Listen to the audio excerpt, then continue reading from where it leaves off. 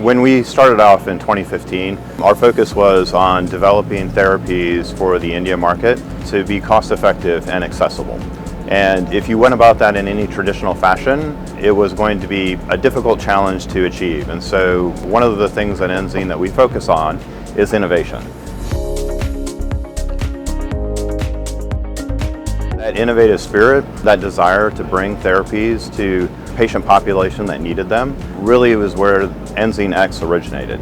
And EnzeneX is our fully connected continuous manufacturing technology, and that is our differentiator.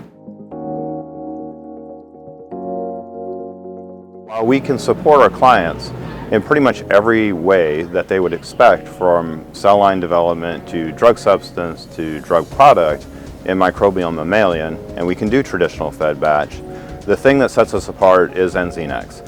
It allows clients to take advantage of a very highly productive process that can enhance their productivity of their biotherapeutic up to 10 times, reduces the cost of goods by up to 50%, and enhances the quality, especially for complex biotherapeutics. One of the things that folks in the small emerging space, especially in the US market, face is that their funding comes from a variety of sources, right? And one of those sources tends to be government grants. And those often have different riders against them around where they can access teams to help support their product development.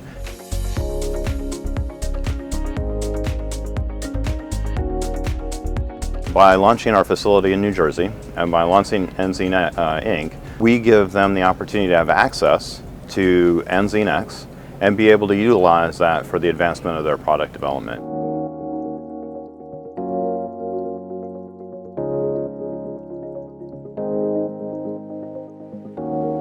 There's a very strong interest in the EnzeneX technology because while it's an innovative technology in how we connect upstream to downstream, right? We're using commercially available bioreactors, commercially available media. We've created something, an innovative technology, but utilizing components that people are familiar with.